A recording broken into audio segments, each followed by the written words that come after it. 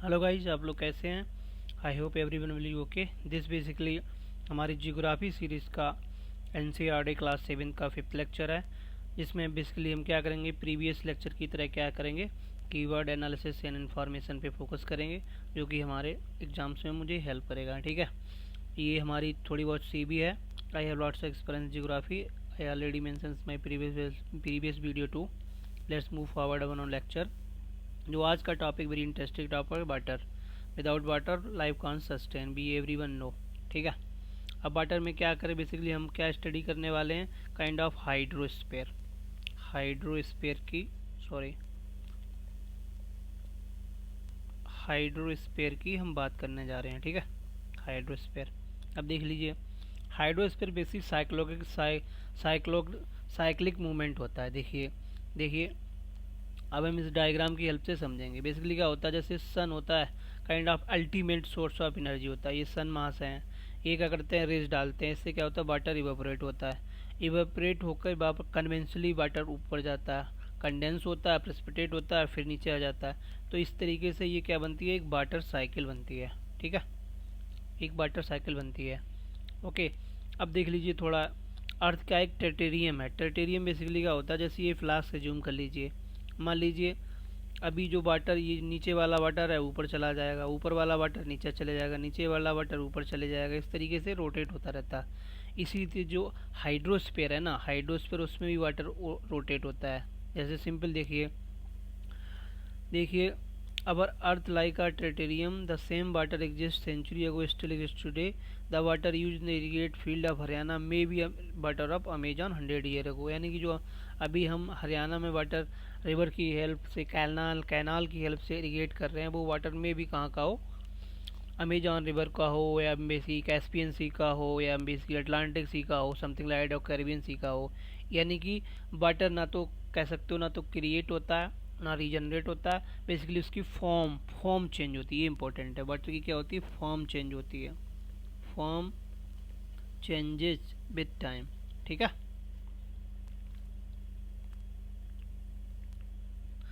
Water की जो form होती है वो चेंज होती रहती है। ठीक है, अब देख लीजिए वाटर के सोर्स क्या हैं। सोर्स देख लीजिए, river, pond, spring, glacier, ocean and all salty water. जो सी वाला होता है वो सल्टी वाटर होता है, सॉरी, जो सी वाला होता है सल्टी वाटर होता है। ठीक है, अब देख लीजिए थोड़ा वाटर बॉडी हम स्टडीज कर लेते हैं। वाटर बॉडी में देख लीजिए, अगर नॉर्थ अमेरिका साउथ अमेरिका देखते हैं तो कैरिबियन सी हो जाएगा, सल्टी लेक, मिसिसिपी रिवर हो जाएगा, lake Huron, lake Superior, lake Winnipeg, great salt lake, great basalt lake. ठीक है, फिर देखो अफ्रीका में आ जाइए, अफ्रीका में आ जाइए, देखिए river Niger, Orange, lake Victoria. ठीक है, Congo river, red sea, Nile river, biggest river of the planet, okay, Mediterranean sea, Danube, something like that. तो ये आप देखेंगे जो ये वाटर बॉडीज है ना, बेसिकली इनकी जो जियोग्राफिकल पोजीशन है ना, वो आपको पता होना चाहिए। फिजिकल सेंस कभी में नॉर्थ साउथ ईस्ट वेस्ट किसी भी लैटिट्यूडल और लॉन्गिट्यूडल पोजीशन से वो हमेशा देते रहते हैं, आपको याद होना चाहिए। ठीक है, मूव फॉरवर्ड। अब देख लीजिए distribution of water bodies, distribution of water bodies. ठीक है, अब देखिए ये स्लाइड बहुत बहुत इंपॉर्टेंट है, बहुत इंपॉर्टेंट है ये स्लाइड। ठीक है, जैसे ओशियन कितना होता है, 97.3, आइस कैप सेकेंड नंबर पे है, ग्राउंड वाटर थर्ड नंबर पे। ऐसे ही बेसिकली अगर ये डेटा नहीं भी देंगे तो ऐसे ही ये जो लेफ्ट साइड वाला है ना, ये यही दे देते हैं। फिर इन्हीं को रीअरेंज करने के लिए fresh water, Iceland, atmosphere, river, ये देखो रिवर में सबसे कम होता है। ठीक है, अब देखिए सालिनिटी क्या होती है। Salinity is the amount of salt gram present per 1000 gram of water. The average salinity of ocean 35। Simple, 1 kg में जितने ग्राम साल्ट होता है उसी सालिनिटी कहते हैं। एवरेज कितना होता है, 35। ठीक है,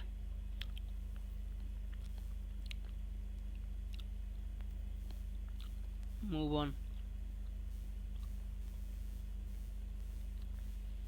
अब देखिए ओशन सर्कुलेशन, जो ओशन में जो वाटर सर्कुलेट करता है, यानी कि जैसे मान लीजिए ये ओशन है, इसमें वाटर कैसे मूव करता है हम उसके बारे में पढ़ेंगे। थ्री वेज हैं, वेव्स, ठीक है, टाइड्स एंड करंट। अब थोड़ा ये कॉलम वाला पढ़ लीजिए, जो मार्च 22 है वाटर कंजर्वेशन की बात करता है, basically awareness, without water there is no life, I already mention it, awareness, mass building, something like that, ठीक है। ये डेट वाइज आपको याद होना चाहिए।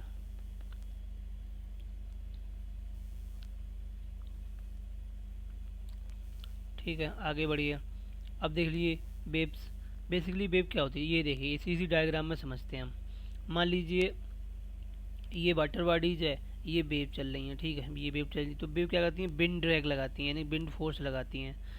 तो इससे क्या होता है, जो वाटर होता है ना वो उसी डायरेक्शन में बहने लगता है और वेव जनरेट हो जाती है। अब सपोज दैट कोस्टल एरिया या कोस्ट लाइन जिग जैग या कुछ भी हिंड्रेंस आ गया तो क्या होती है, ये वेव उसकी रेजिस्टेंस के कारण अप हो जाती हैं, ठीक है। तो इसी तरीके से इनको वेव सर्ज बोलते हैं,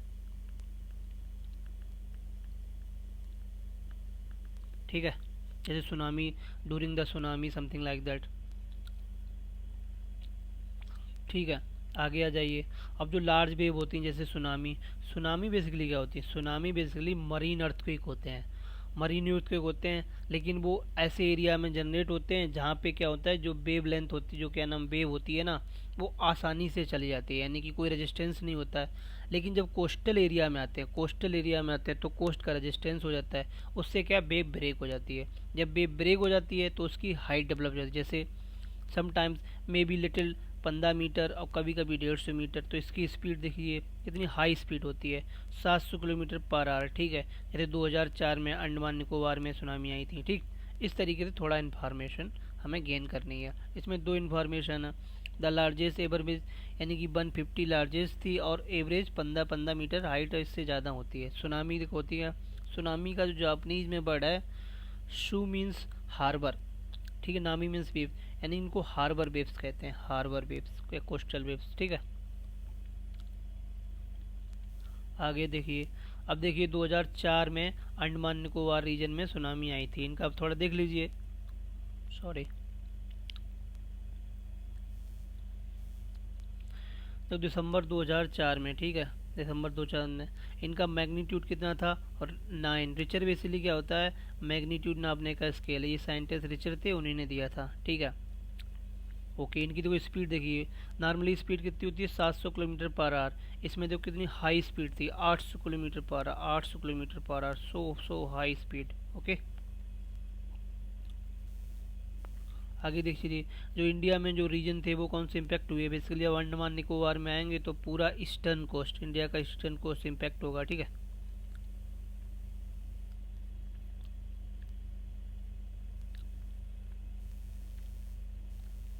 अब देख लीजिए टाइड्स क्या होते हैं, basically tides basically I already discuss in previous chapter, फिर भी डेफिनेशन वाइज देख लीजिए, the rhythmic rise and fall of ocean water, sorry, the rhythmic rise and fall of ocean water twice in a day is called tide, ठीक है। it high tides when water much more rising in highest level, ठीक है। अब देख लीजिए थोड़ा information wise हम study कर लेते हैं। जैसे 24 आवर 52 मिनट में 2 हाई टाइड होते हैं और 2 लो टाइड होते हैं, 2 लो टाइड होते हैं, ठीक है। अब हाई टाइड किस पे होते हैं, जब बेसिकली सन, ठीक है, अर्थ और मून एक ही लाइन में होते हैं, ठीक है। इसको ऑलरेडी हम पढ़ चुके हैं, सिट की पोजीशन होती है, ठीक है। और बेसिकली जब लो टाइड कब होते हैं, ये मान लीजिए सन है, ये मान लीजिए अर्थ है, ठीक है, और ये मून है, बेसिकली ये मून है, तो ये नीप टाइड होते हैं। ये मीन्स इस तरीके क्वाड्रेटल पोजीशन होती है, हम ऑलरेडी डिटेल में डिस्कस कर चुके हैं, ठीक है। अब ये देख लीजिए कुछ करंट, ओशियन करंट के बारे में स्टडी कर लेते हैं। ये वेरी वेरी इंपॉर्टेंट स्लाइड है और इससे ऑलमोस्ट एवरी ईयर किसी न किसी स्टेट में क्वेश्चन पूछा जाता है, इवन आईएएस में समटाइम्स।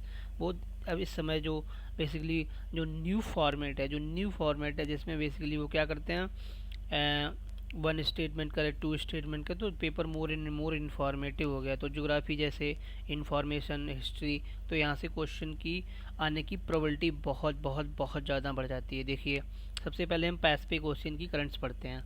देखिए देखिए नॉर्थ जैसे साइक्लिक पढ़ लेते हैं, ठीक है। जैसे मान लीजिए नॉर्थ इक्वेटोरियल करंट है, ठीक है, इस तरीके से चलती है। फिर क्या होती है, इस तरीके से ये बेसिकली यहाँ पे आके ये जो भी माइक्रोनेशिया रीजन है वहाँ से डाइवर्ट होती है, फिर ये कुरासियो बन जाती है। ये बेसिकली हॉट करंट है। फिर ऊपर से आती है ओहासियो, जापान साइड से, ये ओहासियो हो गई, ठीक है, ओके। फिर इसके बाद ये देखो नॉर्थ अटलांटिक, सॉरी, फिर यहाँ पाइए, फिर ये नॉर्थ पैसिफिक में आती है। फिर देखिए कैलिफोर्निया करंट आती है, फिर ये सी लूप में मिल जाती है। तो हमने नॉर्थ पैसिफिक ओशन की करंट पढ़ ली। और ऊपर से कौन सी, अलास्का वाली। अब साउथ में आ जाइए, साउथ पैसिफिक ओशियन। देखिए इक्की काउंटर साउथ इक्वल करंट ऐसे चलती है, ठीक, इस तरीके से चलती है। बेस्ट में डिफरेंट होती है और हमबोल्ट करंट में मिल जाती है, ठीक है। अब आ जाइए, ये बेसिकली पैसिफिक ओशन की करंट हमने स्टडीज़ कर ली, ठीक है। अब आ जाइए नॉर्थ अटलांटिक ओशियन। देखो नॉर्थ इक्वेटोरियल करंट चलती है इस तरीके से, ठीक है। बेसिकली ये करंट ईस्टर्ली के इम्पैक्ट में चलती है, ये याद रखना, ईस्टर्ली के इम्पैक्ट में चलती है, ईस्टर्ली के इम्पैक्ट में। तो नॉर्थ इक्वेटोरियल करंट है, देखिए यहाँ जाती है कैमन आइलैंड, फिर ये गल्फ स्ट्रीम्स होते हुए सीधा मिल जाती है कैनारी आइलैंड। ऊपर से में कौन कौन सी मिलती है, लेब्राडोर करंट मिलती है। और इसी के एक ब्रांच नॉर्थ अटलांटिक तरफ ऊपर वेस्टर्न यूरोप की तरफ चली जाती है। इसी कारण वेस्टर्न यूरोप में क्या होता है ना, जो हार्बर होते हैं वो आइस फ्री होते हैं, क्योंकि नॉर्थ अटलांटिक तरफ हॉट करंट होती है। कैनराई फिर से कोल्ड करंट होती है, ठीक है। तो ये बेसिकली नदर्न अटलांटिक ओशियन हमने स्टडीज कर लिया। अब आ जाइए साउथ अटलांटिक ओशियन।